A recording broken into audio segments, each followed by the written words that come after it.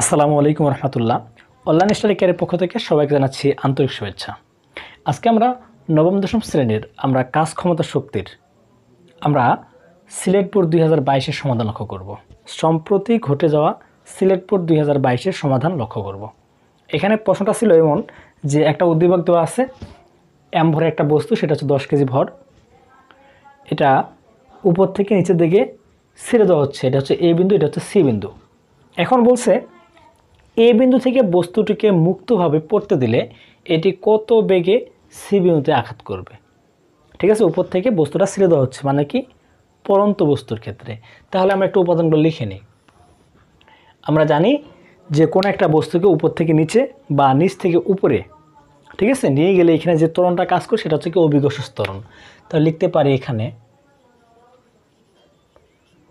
এখানে জি equal to হচ্ছে 9.8 ms inverse 2, you হচ্ছে কি 0 ms ইনভার্স 1। আমরা কি জানি, কোনো একটা বস্তুকে যদি এভাবে ঝুলিয়ে রাখি আমরা, ঠিক আছে, বা সর্বোচ্চ উচ্চতা রাখি, তাহলে বস্তুটার আদিবেগটা কি 0। ওইখানে কিন্তু কোনো বেগ থাকে না, আমরা এটা জানি। ঠিক আছে, এরপরে কি বলছে যে মুক্তভাবে ছেড়ে দিলে এটি কত বেগে সি বিন্দুতে আঘাত করবে। আমাদের কিন্তু আর কোনো উপাদান কিন্তু দেওয়া নাই, এর মানে ভি ইকুয়াল টু কি হোয়াট, কি তাই না? এখন আমরা যে সূত্রগুলো জানি পরন্ত বস্তুর ক্ষেত্রে কি কি জানি, v equal to u plus g t, কি তাই না? S equal to u t plus কি হাফ জিটি স্কোয়ার। এরপরে ভি স্কোয়ার ইকুয়াল টু কি ইউ স্কোয়ার প্লাস 2জি এস। এস বলতে এখানে এইচ, কি তাই না? এখানে এস বলতে মূলত এইচ। এখন যদি আমরা লক্ষ্য করি যে এই সূত্রগুলোর মধ্যে এই সূত্র বলে আরেকটা সূত্র আছে, এই সূত্র কথা যদি আমরা বলি যে প্রত্যেকটা ক্ষেত্রেই কিন্তু এখানে টি আছে, এখানে কি আছে, টি আছে। তাহলে কিন্তু যেহেতু এখানে টি আছে, এখানে কিন্তু আমাদের টি দেওয়া নাই, সো এই দুইটা সূত্র কিন্তু আমাদের বসবে না। তাহলে সূত্র পড়বে কোনটা? এই যে এই সূত্রটা আমাদের কি পড়বে, কি বোঝা যাচ্ছে? তাহলে আমরা লিখতে পারি, আমরা জানি v square equal to u square plus 2জি এইচ। এখন এখানে উচ্চতা মূলত দেওয়া আছে 120 মিটার, 120 মিটার। এখানে কিন্তু এসটা দেওয়া আছে 120 মিটার, লিখি এইচ ইকুয়াল টু হচ্ছে কি 120 মিটার। তাহলে এখানে V square equal to U তো 0, তাহলে কী হবে 2জি এইচ। তাহলে ভি ইকুয়াল টু কী হবে √2 ইন্টু জি বলতে 9.8, এইচ বলতে হচ্ছে কি 120। তাহলে আমরা পাচ্ছি √2 ইন্টু 9.8 ইন্টু হচ্ছে 120 হচ্ছে কি 48.49, 48.49 ms ইনভার্স 1। এটা হচ্ছে কি আমাদের গ নাম্বারের অ্যান্সার, যে এ থেকে সিতে আসতেছে বেগটা হচ্ছে কি আমাদের এতটুকু, যে এত বেগে সিতে কি করবে, আঘাত করবে। ঠিক আছে, এবার আসি আমরা ঘ নাম্বার লিখে দেবো। ঘ নাম্বার কী বলছে, যে ভূপৃষ্ঠ হতে কত উচ্চতায় বিভব শক্তি গতিশক্তির, সরি এটা বিভব শক্তি গতিশক্তির,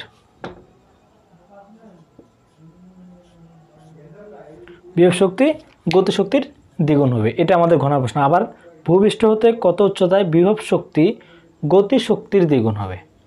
ঠিক আছে, আমরা একটু উপাদানগুলো আগে লিখে নিব। এখানে যে উপাদানগুলো, এম হচ্ছে আমাদের কত 10 কেজি, এইচ হচ্ছে কত 120 মিটার, ঠিক আছে, আর জি তো আমাদের 9.8 ms ইনভার্স 2। আমরা ধরে নিব যে এক্স উচ্চতায়, কি বলছে যে ভূপৃষ্ঠ হতে কত উচ্চতায়, আমরা ধরে নিব যে ভূপৃষ্ঠ হতে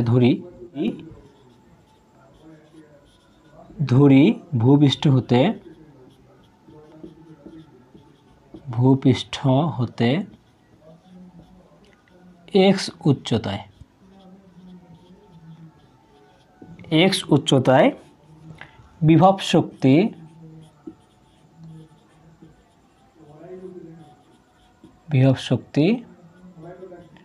গতিশক্তির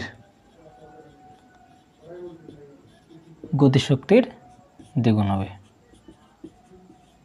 দ্বিগুণ হবে, এটা আমরা ধরে নিলাম। ঠিক আছে, তাহলে কি এই ভূপৃষ্ঠ, এটা ভূপৃষ্ঠ থেকে এইটুক পরিমাণ ধরতেছি আমরা এক্স উচ্চতা, আমরা সম্পূর্ণ হাইটটা এইচ ধরি, সম্পূর্ণ হচ্ছে এইচ ইকুয়াল হচ্ছে কত 120 মিটার। তাহলে ভূপৃষ্ঠ হতে এক্স উচ্চতা। ঠিক আছে, তাহলে ভূপৃষ্ঠ হতে এক্স উচ্চতায় আমরা ধরে নিলাম। এখন আমরা বলতে পারি এক্স উচ্চতায় বিভব শক্তি, এক্স উচ্চতায় বিভব শক্তি ভি ইকুয়াল টু কি mgx হবে কি না, mgx হবে। আমরা জানি বিভব শক্তির ক্ষেত্রে বস্তুটা যেখানে আছে সেখান থেকে নিচের দিকে উচ্চতায় হচ্ছে কি আমাদের x, কারণ আমরা বিভব শক্তির সূত্র জানি mgh, এখানে এইচটা হচ্ছে বস্তু যেখানে আছে সেখান থেকে নিচের দিকে উচ্চতা, সুতরাং কি লিখবো আমরা mgx লিখবো, সুতরাং mgx। ঠিক আছে, এবার কি বলছে যে ভূপৃষ্ঠ হতে কত উচ্চতায় বিভব শক্তি গতিশক্তির দ্বিগুণ হবে। এবার সে প্রশ্ন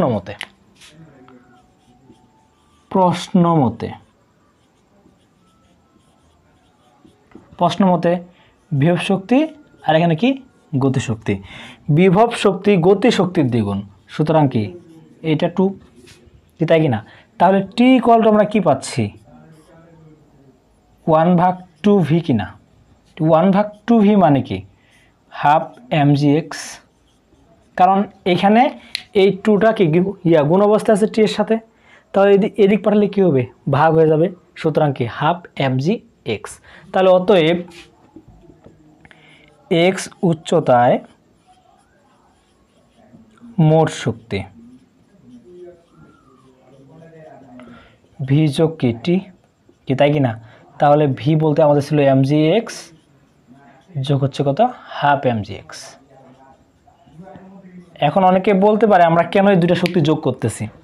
আসলে আমাদের যান্ত্রিক শক্তির ভাগ হচ্ছে দুইটা, একটা হচ্ছে কি গতিশক্তি, একটা হচ্ছে কি বিভব শক্তি, এই জন্যই কিন্তু আমরা দুইটা যোগ করে দিচ্ছি। তাহলে এটা যেহেতু আমাদের ভগ্নাংশ আকারে আসছে, সো লসাগু কত আসতেছে 2, সো 2mgx যোগ হচ্ছে কি mgx, তাহলে আমরা পাচ্ছি 3mgx/2। এটা হচ্ছে আমাদের কি মোট শক্তি, মোট শক্তি পাচ্ছি 3mgx